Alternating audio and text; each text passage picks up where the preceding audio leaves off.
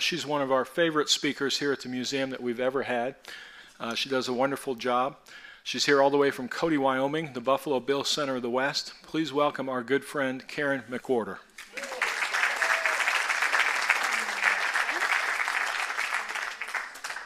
Well, wow, that's a very kind introduction. Those are big boots to fill.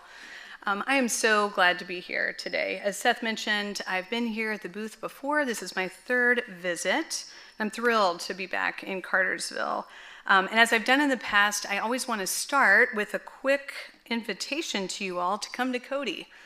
So, like Seth mentioned, I work at the Buffalo Bill Center of the West, where I serve as Collier Reed Director of Curatorial Education and Museum Services. For nearly 8 years, I was curator of the Western American Art Collection and am very enamored with what we have to offer in Cody. And as you may know, the Center of the West is a sister museum in the Museums West Consortium. And so you all will be open arm welcomed when you come. So please, please do. Ask how many folks have been before. Yeah, how many folks have been to Cody before? Okay, well, I hardly need to extend an invitation because most of you have been there. So it sounds like you need a return visit. And I am always ready to Vanna White you through the Whitney Western Art Museum. So please ask after Karen when you come to Cody, and I'd love to meet up with you. I think some of you also may know that I'm just from right up the road in Knoxville, Tennessee. So the booth really centers two of my passions, the place from which I came, the South, and the West, which is my present and forever love. So today, I'm so pleased to help celebrate the opening of Tony Foster's watercolor diaries from the Green River. We debuted this exhibition in Cody back in May. It was actually on my birthday, May the 20th, and that was not a coincidence. I was exercising a little bit of curatorial privilege in selecting the opening date, so we opened back on May the 20th. This special exhibition was coordinated by the artist, my friend Tony Foster, about whom I'll speak today, the Foster Museum in Palo Alto, California, and my talented team at the Center of the West. It was really a joy to work with my collaborators and with Tony, actually beginning back in 2019, when we hosted him for a week-long summertime residency. You can see him here with some of our guests. Tony had just wrapped up a rafting trip on the Green River at this time, and he had made his way up to Cody, and together, over a cup of tea one night, we were chatting about the possibility, the serious opportunity of hosting an exhibition in celebration of the Green River to open at the Center of the West. We really thought it would be perfect to have this kind of show open in Cody because the Green River has its source in Wyoming. And it's somewhat of an under-recognized waterway in the West. Now, before we venture literally any further, I definitely want to situate us geographically. And Seth has done that wonderfully, he and his team, Lisa and others, by providing maps alongside each of the paintings, the 16 artworks that you'll see in the show. But let's just get oriented here. So here is a map of the Colorado River Basin, and this is included in our exhibition catalog, which if you don't already have a copy, I would certainly recommend you pick up. We're really proud of the diversity of scholarship that catalog includes. So I show you the Colorado River Basin because the Green is most often discussed as a tributary of the Colorado, which of course it is. But it's a critical Western waterway in and of itself. And it's the lifeblood of a watershed of great ecological and cultural significance.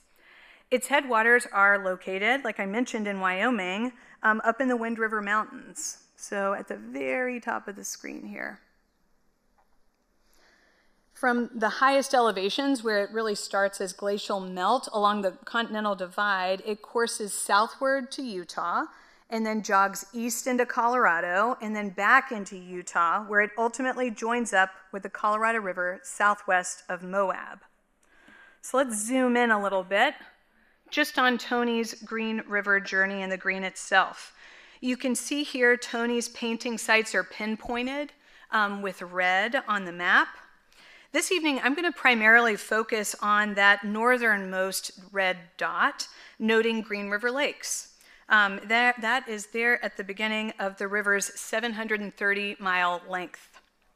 You can see the titles of Tony's paintings and their dates of creation listed here on the right.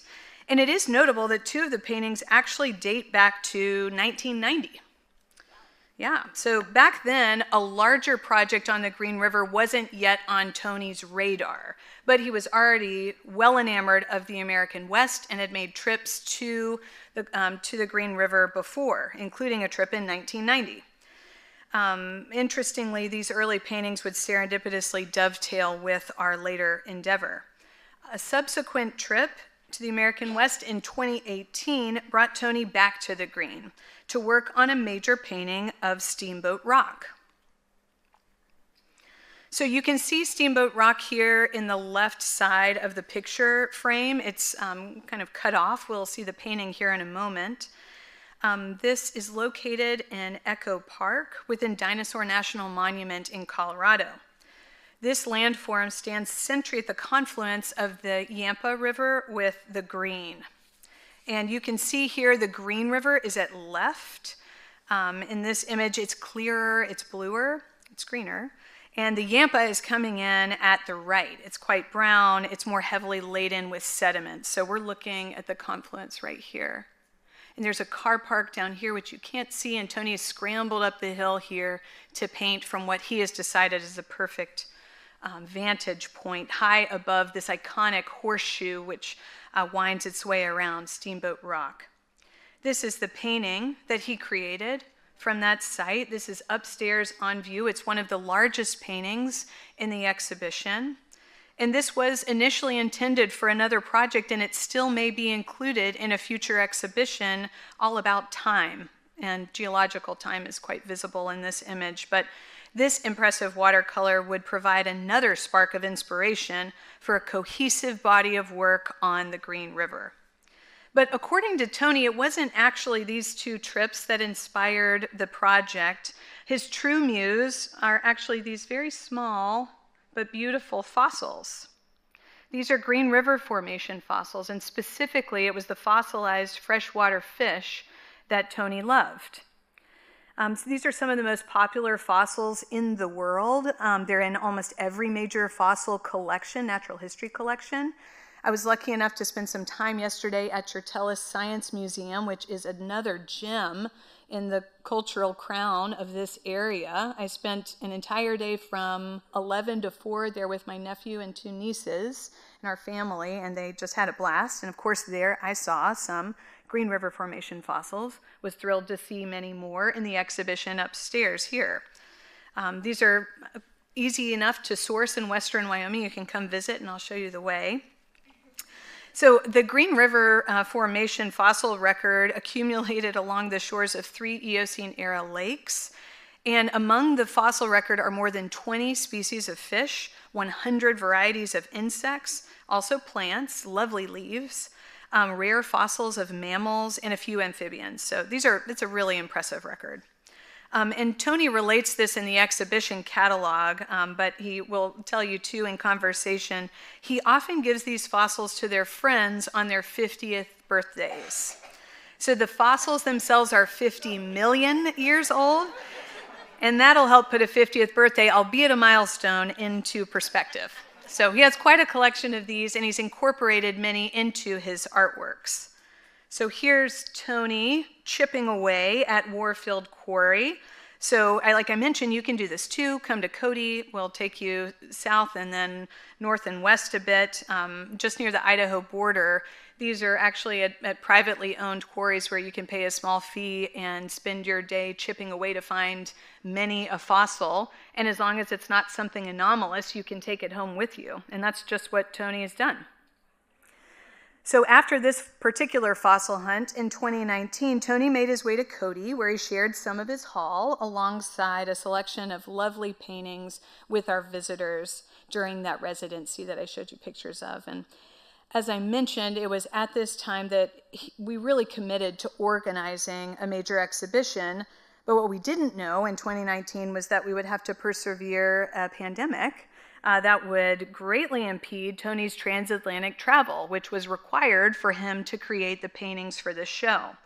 Nonetheless, 4 years later, we were really proud to present this special exhibition in Cody. and we're prouder still to see it shared across the country. So before coming here to the booth, this show is at the Museum of Northern Arizona in Flagstaff, which is perfectly appropriate as a location. And then after this venue, it'll head to the National Museum of Wildlife Art in Jackson, just across the park from Cody. And then it'll end up at home in Palo Alto, California at the Foster Museum. So as I hope you saw during the gallery viewing, on display are 16 artworks of various locations on the green, from its headwaters in Wyoming to its confluence with the Colorado in Utah. And I use the term artworks very specifically here. These are not only fabulous watercolor paintings, and they certainly are that, but they also include other elements mounted within the frame, which you can see here in close-up.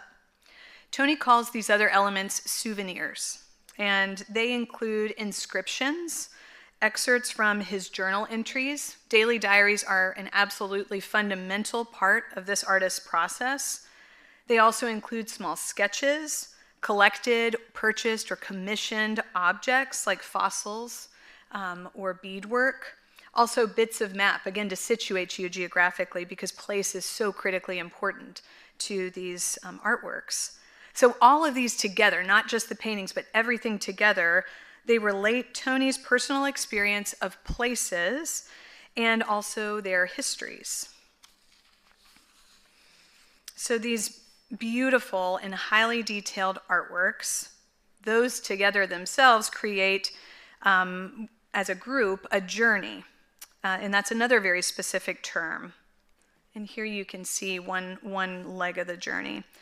So as Tony defines it, a journey, capital J, is a painting project based on a wilderness theme. Tony's Green River journey was his 18th, and he's busily working on his 19th. Work on the 19th actually preceded and now postdates the Green River journey. Some journeys involve several expeditions and can take years to complete.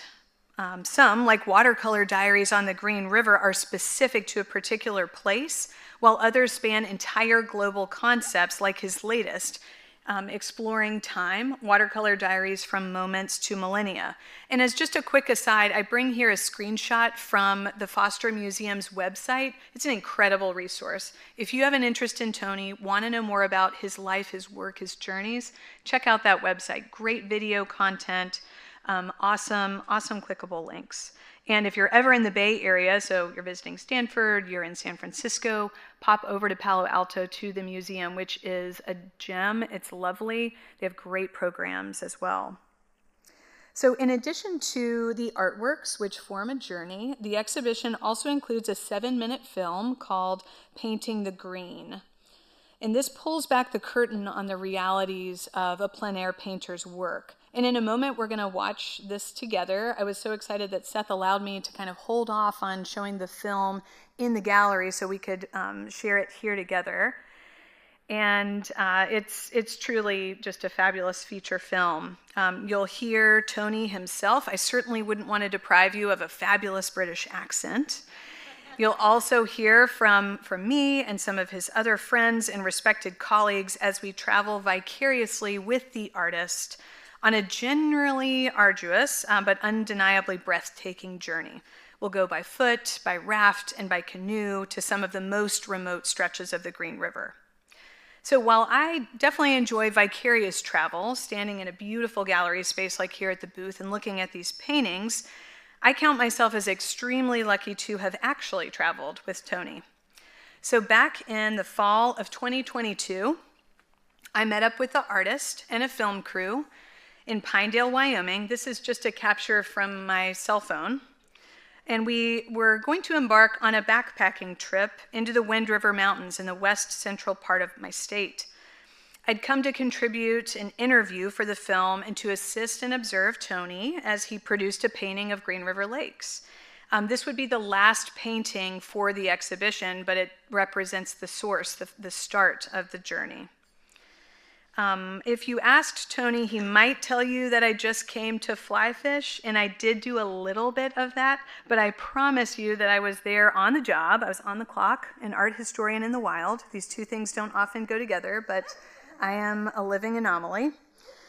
It was really such an incredibly special thing to see this painting, which is truly one of my favorites, and I guess I can pick favorites, see this one come into being.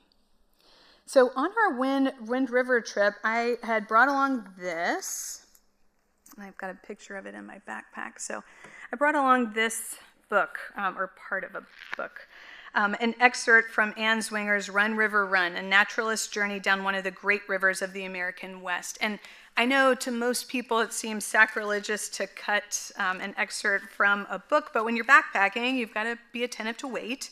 And so I just excised the first couple chapters, which richly describe the river's source in its beginnings. I wanted to be able to read this at the campfire to situate myself in some great literature about the subject. So Zwinger opens up with a quote from Washington Irving, someone with whom you might be familiar. He's the author of the classic Adventures of Captain Bonneville, and he wrote about the river in 1859, and I just wanted to share a couple sentences. He wrote, "The Green River, or Colorado of the West, set forth on its wandering pilgrimage to the Gulf of California, at first a mere mountain torrent, dashing northward over the plain, where expanding into an ample river, it circled away to the south, and after alternately shining out and disappearing in the mazes of the vast landscape, was finally lost in a horizon of mountains." Zwinger continues in the first chapter with her own poetic description of the source. She says, I love this, "Beneath the beating of the wind, I can hear the river beginning. Snow rounds into water, seeps and trickles, splashes and pours and clatters, burnishing the shattered gray rock, and carols down slope, light and sound interwoven with sunlight." These were the descriptions of the Wyoming beginning of the green that were in my head as we embarked on our own journey with Tony.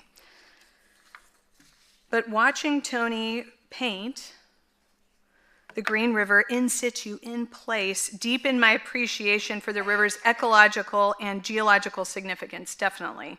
I'm paying attention to the nature of this place as it exists now. But in discussions before and beyond our backcountry adventure, I gained new understanding of the river's cultural significance. And it's really important to talk about this. We're looking at an unpeopled scene for the most part, painted and here just standing behind Tony, but this river has human histories that are much, much longer and deeper rooted than that of Captain Bonneville.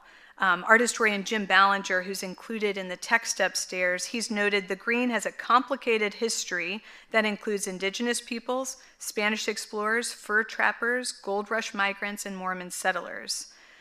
Tony and I felt that it was very critically important to celebrate the indigenous peoples, including the Shoshone, who have known and stewarded these waters and the ecosystems they nourish for generations.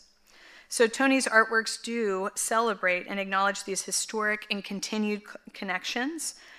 In our exhibition and in the film, Lynette St. Clair, who is a Shoshone cultural preservationist, she speaks so eloquently, best of all, to the subject of generational ties to this waterway.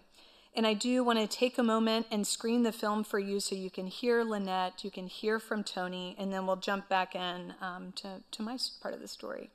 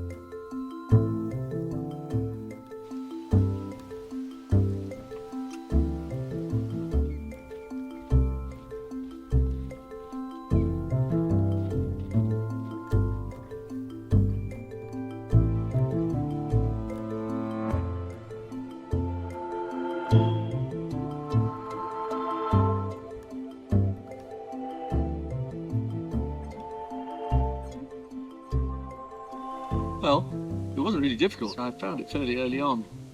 And although I poked around quite a bit afterwards and had a look at other places, this seemed, even though it was the first thing I saw more or less, it seemed like the right thing. It just had all the elements it needs really. It's got an extraordinary backdrop of square top and those other formations there, which are quite interesting. And then it's not just a massive area of lake, which is very difficult to make an interesting painting out of. It's got all these little headlands coming in, which guide your eye really into the formations at the back. You know, Tony, you might not have noticed this, but your hat looks a heck of a lot like Square Top.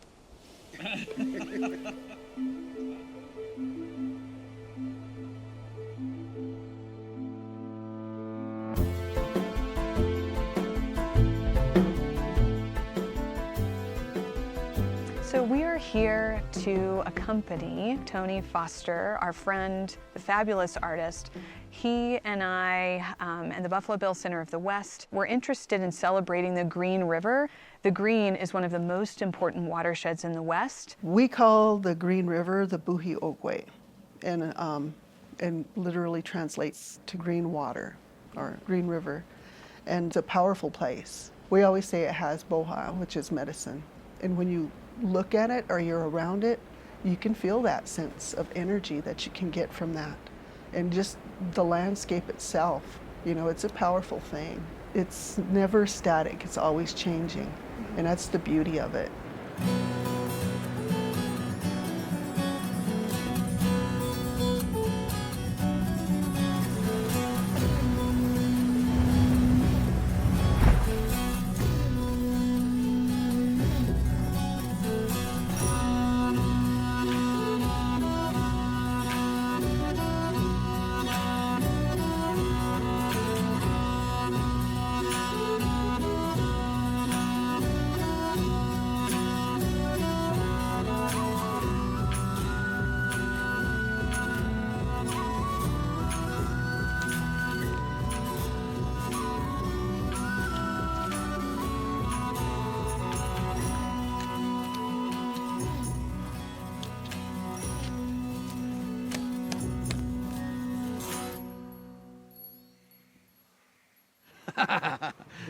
The questions are in my mind and the answers are on the paper. That's quite right, because as soon as you put that line down, you know immediately whether it's right or wrong.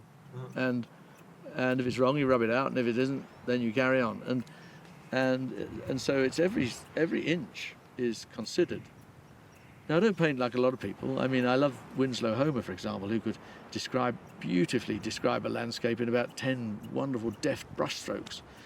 I can't do that. I just have to sit and do it for as long as it takes to get it right. It doesn't have to be accurate. It's not about accuracy. It's much more about truth. It's more about my truth and trying to convey my response to this place. It's not about how many trees there are down there on that little sandbank.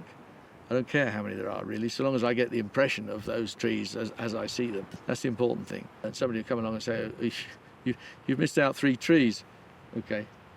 I do think that the experience of Tony's painting inspires much more than just an appreciation of place. It causes you to slow down, to spend time in those particular places. I'm not trying to simply put a frame around a particularly choice piece of landscape and copy it.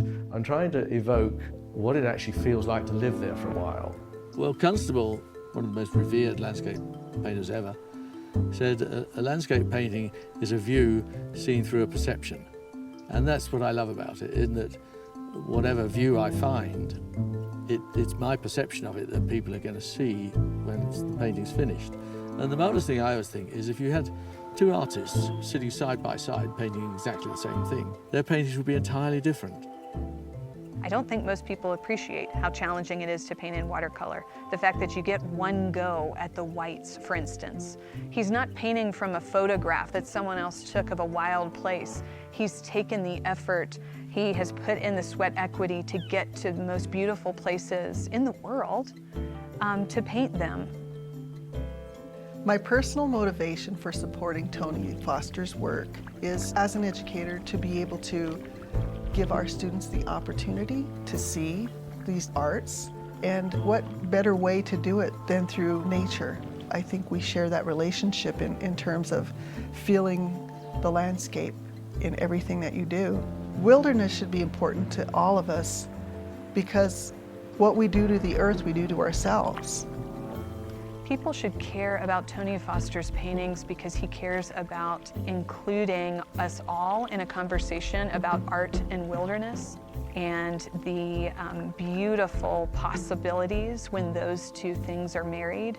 Tony is doing us all a service by exploring, by adventuring in these places where most of us will never be able to trek. And he's inspiring our compassion. He keeps us in tune with what is good, what is possible.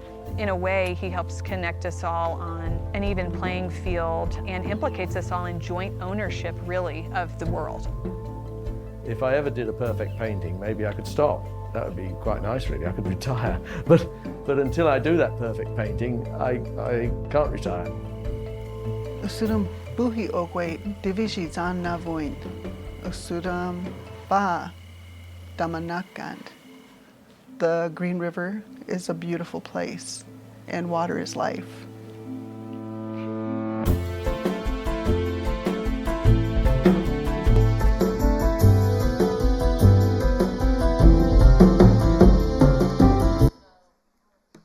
Thank you all so much. Thank you. I'm so glad we got to watch that on the big screen. That's actually the largest format I've seen it, and it really stands up. So great to see it at scale. So this film that you just saw, it was specially made for this exhibition, but it is part of a larger full-length biopic on Tony's life and work. So really excited about that. It's still in progress, yet to be released. That's going to be called Tony Foster, Painting at the Edge. And that documentary will follow Tony not only on his journey on the Green River, but much further afield, across the globe, really, as he makes the wild world his studio.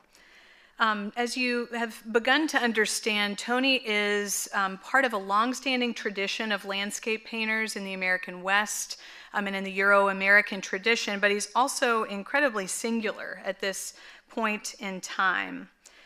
He is truly unrivaled in his dedication to bringing awareness to the beauty and the fragility of nature through art. And I just want to talk for a moment about some of the ways in which he is quite unique. I bring to your attention 2 points, and the first is illustrated by this painting. Tony Foster is the only artist to have painted Mount Everest from all 3 sides.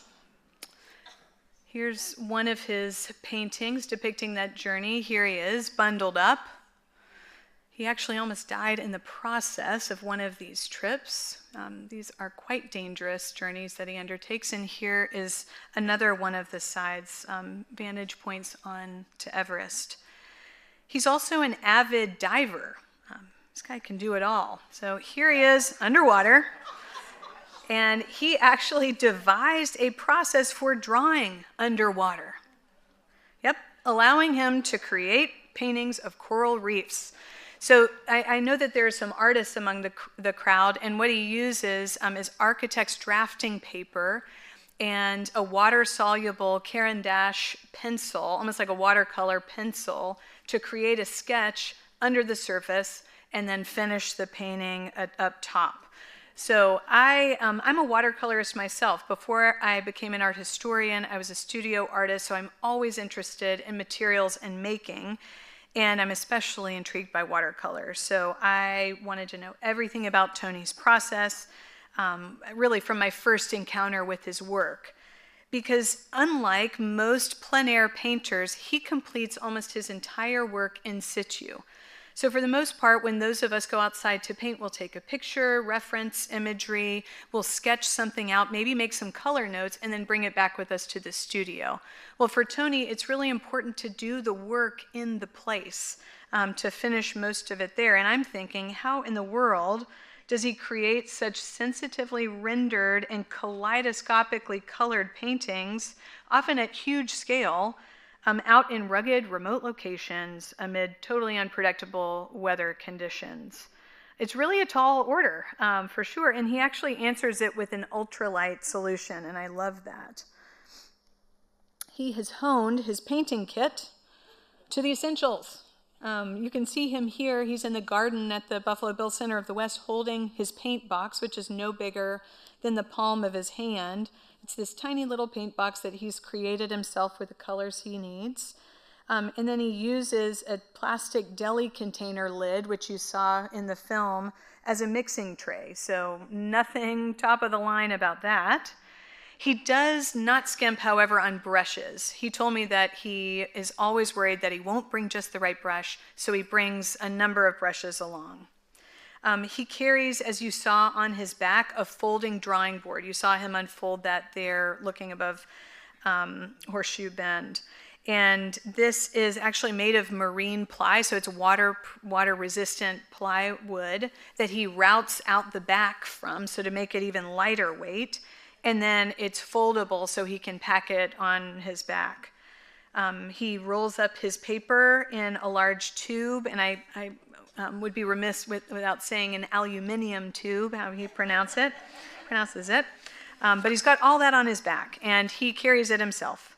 So when he's found his site, like he had here, he clamps that piece of paper, a large-scale piece of watercolor paper, to his drawing board with binder clips. You'll see that upstairs with his kit, just standard black binder clips, and he gets to work. What I love is that very often he paints around the binder clips, and so you'll see them at the top of the unfinished edge of the paper.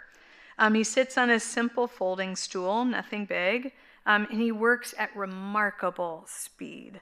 So he sketches out the scene in pencil, and I think it's fabulous that my talk complements Marshall's, because we were talking about, the challenges of painting in plein air and then the opportunities of digital art and the ability to depict any time of day. Well, Tony has to decide what time of day he wants his painting set, begin to block that in with shadows and light, and then come back at that time of day for as many subsequent days as it takes to capture the scene. So I got to actually watch this process unfold, as I mentioned, but first we had to find just the right vista. Now, before the trip, I had done my research, as I want to do, and I personally thought that the perfect view onto Square Top might be from the shores of Upper Green River Lake. So we were camping on Lower Green River Lake. Upper Green River Lake is closer to the source. It's about 4 miles out from our campsite. And if you Google search Square Top Mountain, which was the central figure in his work, this is almost certainly the vantage point you would get. This would be an image that would pop up. This is just from my cell phone. It's definitely beautiful. We actually saw some folks getting their engagement photos taken there, which is a testament to its popularity. But as that situation and so many photographs prove, it's pretty well been done, right? It's very popular, and that made it less interesting to an artist like Tony. But Tony gamely joined me, and actually my dad came along too. My dad's here in the crowd tonight, and I enlisted him. Again, not a selfish choice. He is the medical director of the Smoky Mountains National Park and is an emergency room physician, so he's also a great porter. So I thought it would be wonderful to have him along. So my dad and Tony and I hiked out to Upper Green River Lake to check out this site that I was sure would be it.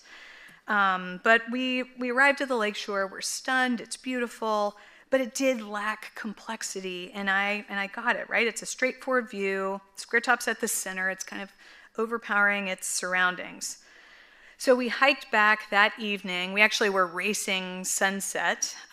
We had kind of tarried too long on the trail, but it was awesome to be together.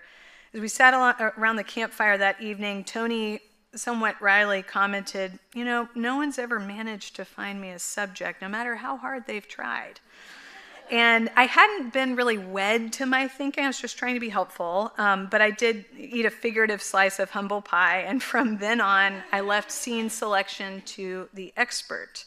I really would have much preferred an actual piece of pie after having tried to keep up with Tony on the trail. Tony is an incredible athlete. He, like I said, has hiked around Mount Everest. He has swum in barrier reefs across the world. It's a challenge to keep up with him. He's 78 years old, and he's been doing this for decades and decades. He keeps a wonderfully consistent pace. I'm kind of like a Wolverine on the landscape.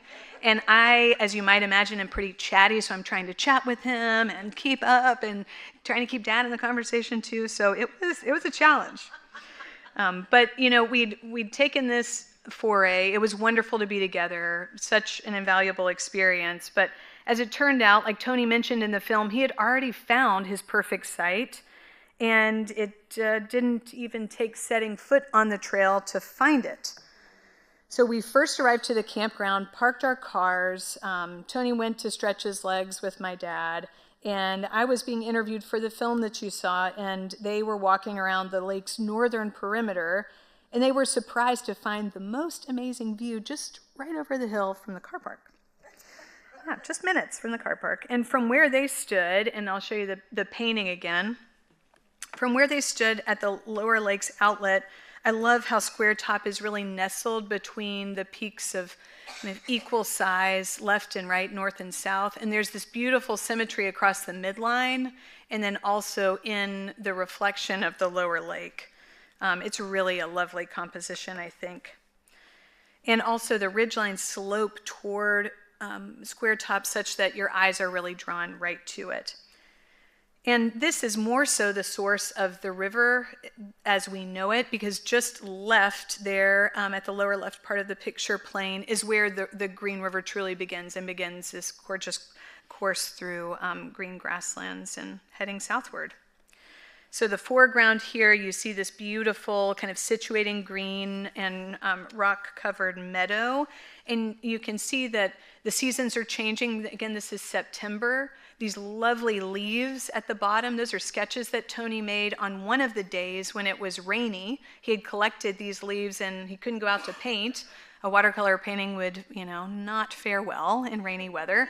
So he was kind of holed up in his tent and sketched these beautiful leaves instead. The necklace that you see is beadwork commissioned by a Shoshone-Bannock artist, and the beautiful juxtaposition between that palette, the leaves, and the foreground, I think, is a really nice conversation.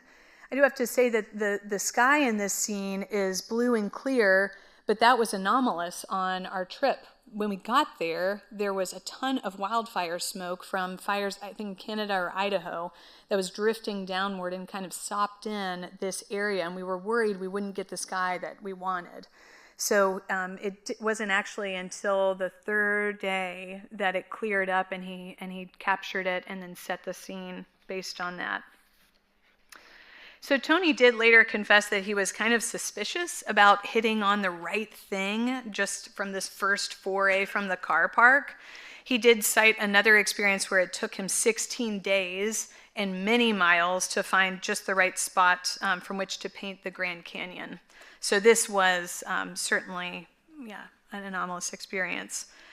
Tony has said that for him, and he mentioned this a bit in the film, site selection relies on gut reaction for sure, but also the formal requirements of a landscape painting. He mentioned Constable and Homer. He is incredibly well educated and knows those art historical precedents that he's fashioning himself after, that he's admiring. He told me that there are certain circumstances where you just look at something and you know it's going to work.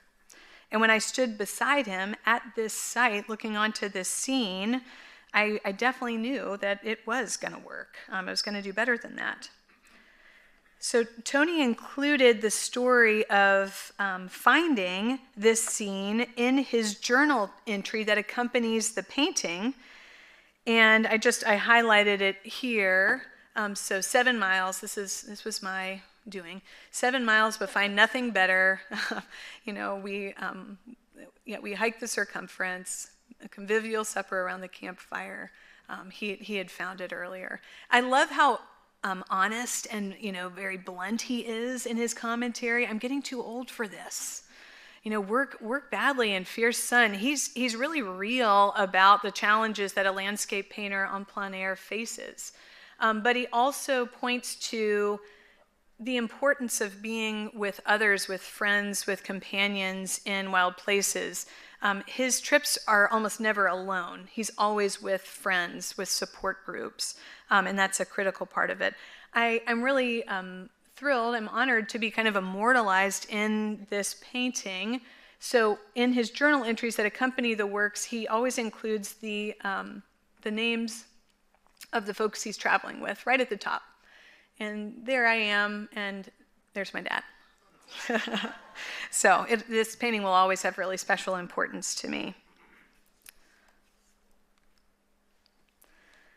So Tony's creation of the paintings like the ones you have the opportunity to see in this exhibition, they're really guided by this earnest desire to inspire people to think about what he calls the absolute exquisite complexity and interest of the places he visits. On our last night together in the Wind Rivers, we're sitting around the campfire under this impossibly starry sky, and Tony and I were discussing our hopes for this exhibition. I expressed my desire that the project might inspire appreciation for an under-celebrated wilderness area, the Green River watershed, and also might introduce new audiences to Tony's passion, his talent, and his vision, and his ability to connect us with nature through art.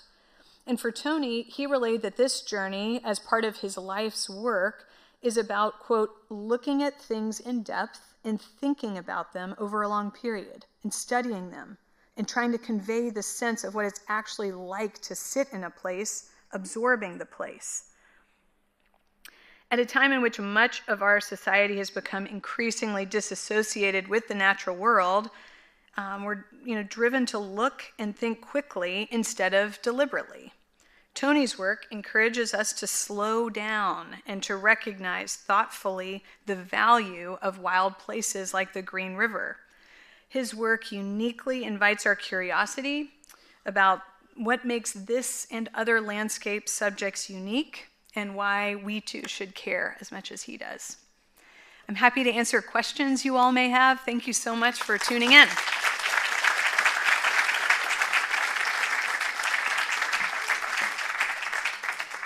I'll repeat the questions just to get them on the table. Okay, perfect. Yeah, I'm happy to as well. Okay. Anybody got questions? If not, I'll start it off.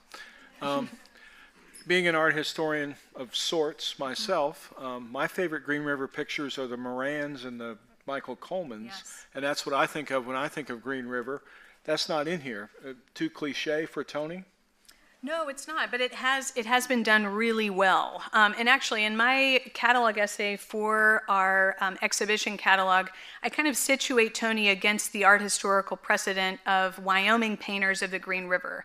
And Thomas Moran and Samuel Coleman are among the two best known. So Thomas Moran, who many of you all know and love, was headed west in 1871 to Yellowstone, what would become Yellowstone. It wasn't yet. His artwork would help influence Congress and Ulysses S. Grant to designate the world's first national park. So he's headed west. He's south of the Yellowstone area, and he is nearby what will be Rock Springs. He paints the Green River Bluffs, Samuel Coleman does later, and immortalizes those early on as some of the most unique geological features of this watershed. I know that Tony thought about that, but I think as kind of a reverent nod to Moran, he kind of let those exist separately. But those are truly some of the best. Actually, Thomas Moran painted the Green River Cliffs almost more than any other subject in his oeuvre. He was so enamored with them. I'm sure the image is immediately recalled in your mind's eye. There were also fabulous photographers who were working early on the Wyoming stretches of the Green. Now, a lot of the Green River, in terms of its art historical popularity, is shared through the lower reaches, and then certainly the Colorado, artists who traveled with John Wesley Powell, for instance. But it's got an amazing art history, and it deserves an entire exhibition in and of itself. But if you're interested, check out that exhibition catalog. I've picked some of my signature, or some of the signature Moran and Coleman images, just to help provide some background for what Tony is doing today. Yeah. Yes. I have a question. Can you river raft from this far up? Down? So the question is, can you river raft from the Green River Lakes? And you can, although I imagine you'd have to portage in places for sure.